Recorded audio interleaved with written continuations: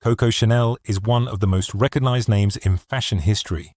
The brand she created is worth approximately $17 billion as of 2024. It generates estimated annual revenues exceeding $15 billion. Chanel herself did not die wealthy by the standards of the empire that bears her name. When she passed in 1971, her estate was valued at approximately $10 million. Comfortable, but not proportional to the value of the brand.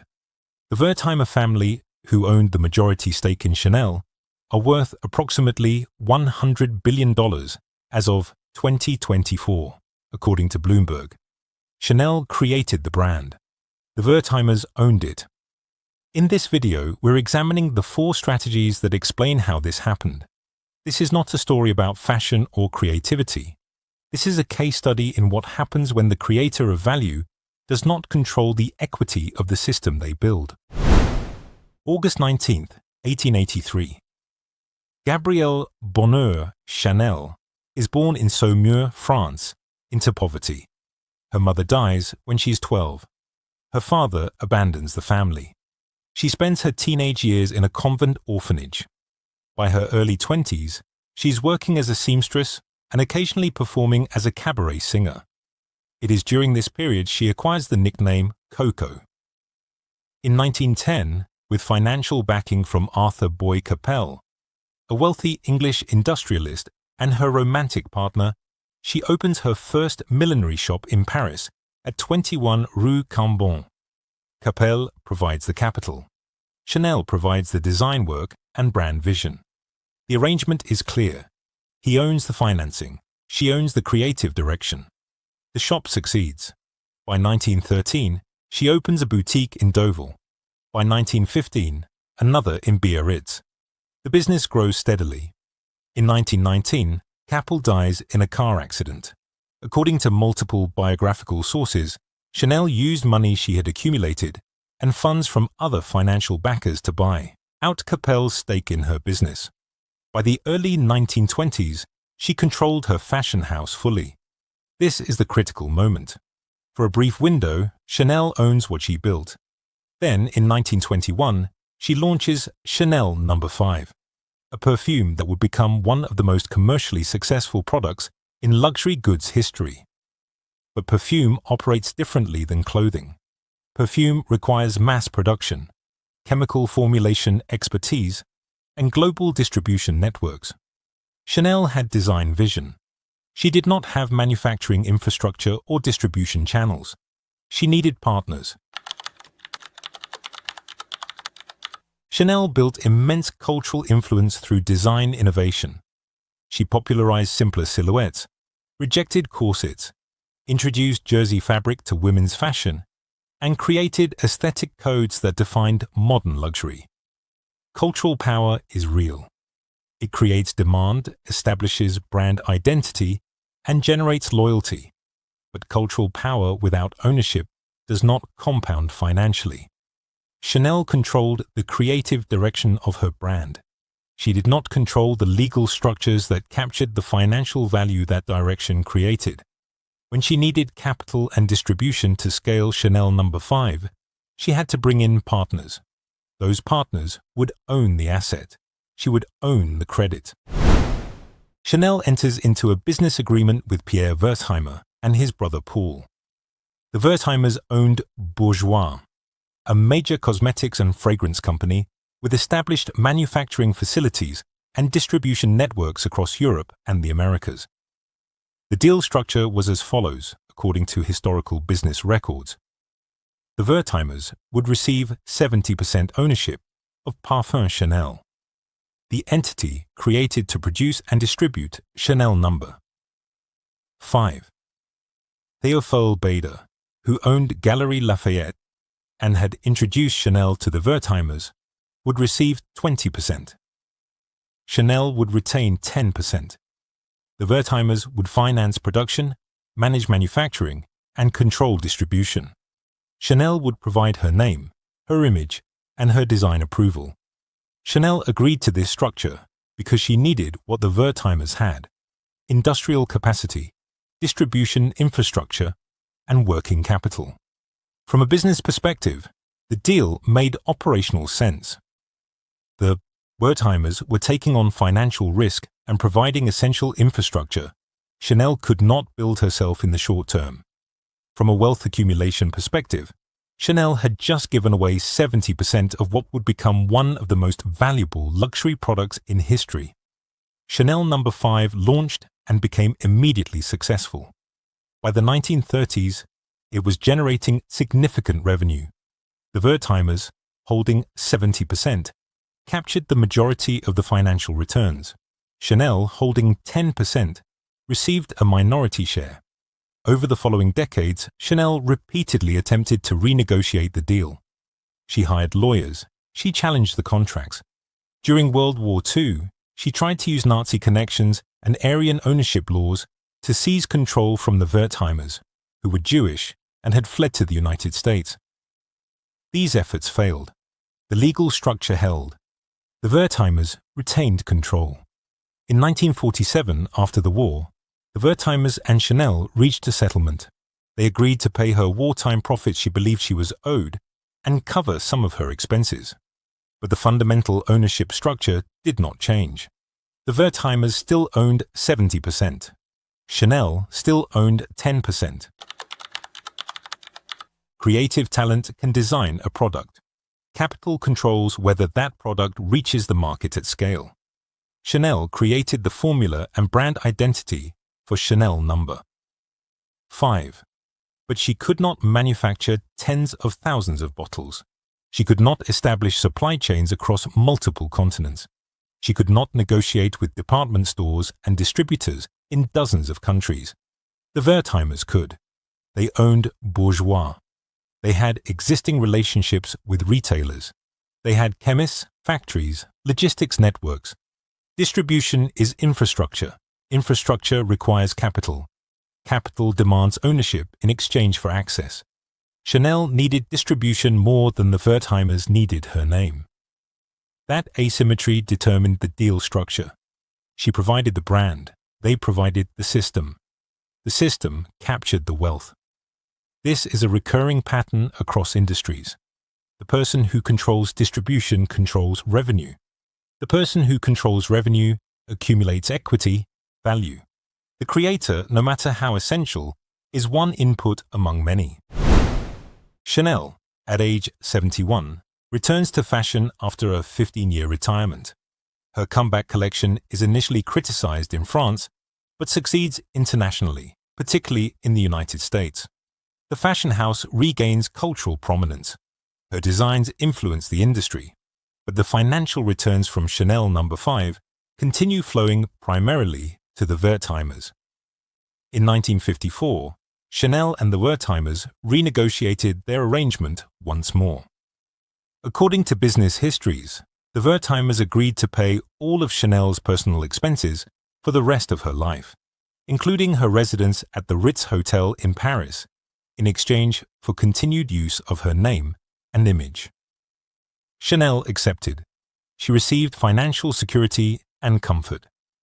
The Wertheimers retained ownership and control of the perfume business, which continued to grow. January 10, 1971. Coco Chanel dies in her suite at the Ritz. She is 87 years old. Her personal estate, according to reports, was valued at a few $1 million. The exact figure varies across sources, but it was substantial enough to provide comfort, not substantial enough to reflect the scale of the brand that carried her name. The Wertheimers continued to own Parfums Chanel. In 1974, Alain and Gerard Wertheimer, grandsons of Pierre Wertheimer, took control of the family business. In 1983, they appointed Karl Lagerfeld as creative director of Chanel's fashion division. Under Lagerfeld and subsequent leadership, the brand expanded globally. By 2024, the Wertheimer family owns 100% of Chanel. The brand is entirely private. It is not publicly traded. The family does not release detailed financial information. However, analysts estimate the brand generates between $15 and $19 billion in annual revenue. The Wertheimer family's combined net worth is estimated at approximately $100 billion, much of it derived from their ownership of Chanel. Chanel created the brand in 1910. The Wertheimers acquired majority control in 1924. They have compounded that ownership for a century. Chanel signed the 1924 agreement when she was 41 years old. She spent the next 47 years of her life attempting to renegotiate or escape its terms. She could not. Contracts are legal structures. Once signed, they persist regardless of the creator's later regrets or changing market conditions. The person who controls the legal entity controls the asset, even if they did not create it. Chanel built the brand, but the Wertheimers owned the corporation that commercialized the brand's most profitable product. Ownership of the legal entity determined wealth accumulation, not creative contribution. This separation between creation and ownership is not unique to Chanel. It is structural. In industries where products require capital-intensive production and distribution, the capital provider typically demands equity in exchange.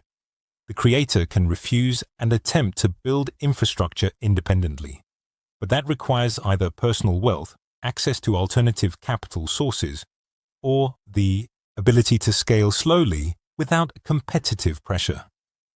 Chanel chose partnership. The partnership locked in an ownership structure that defined wealth distribution for the next century. Today, Chanel remains one of the most valuable luxury brands in the world.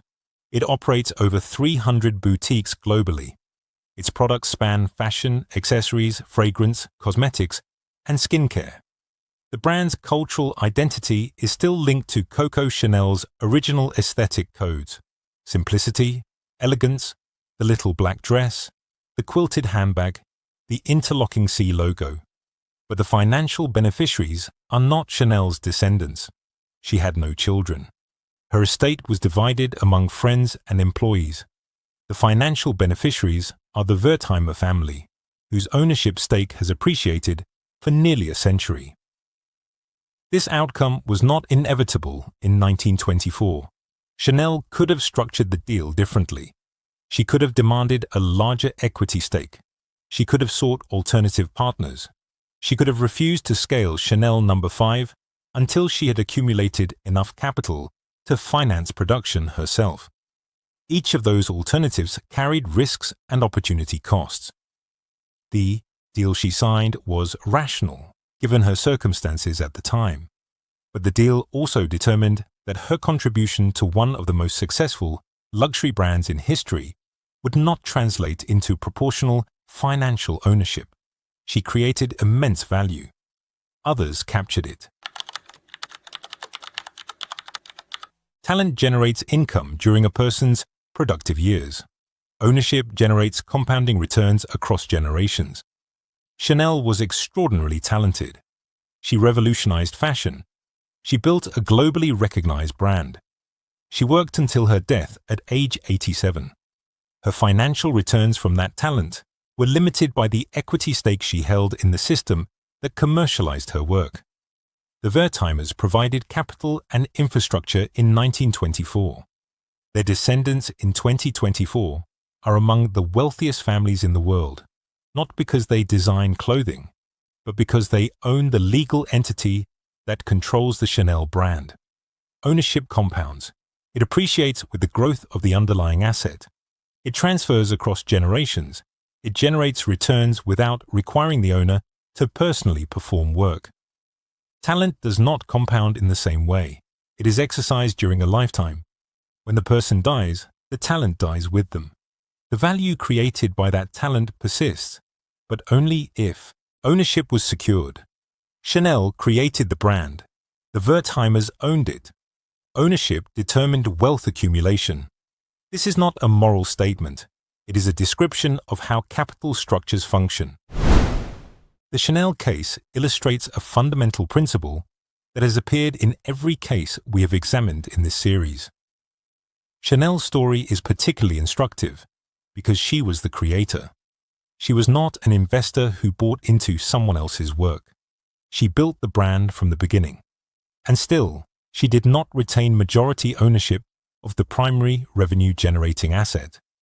The lesson is not that creators should avoid partnerships. Partnerships can be essential for scaling businesses that require capital-intensive infrastructure. The lesson is that the terms of those partnerships determine who accumulates wealth when the business succeeds.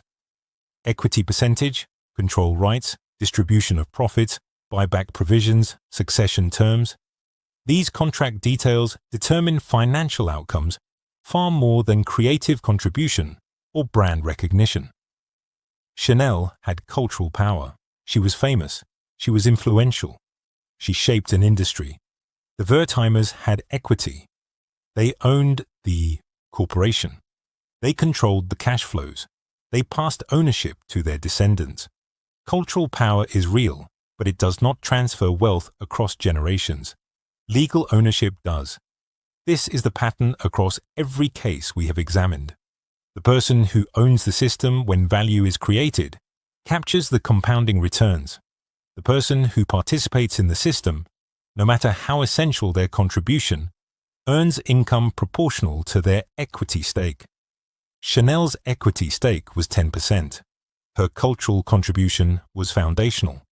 The financial returns did not align with the contribution because financial returns align with ownership, not contribution. That is the structural reality of how capital accumulates. This is not a story about fashion. It is a case study in what happens when the creator of value does not control the equity of the system they build. Coco Chanel's name lives on. The revenue continues. The ownership never moved. That's the structure. If you want more stories that break down how it really works, subscribe.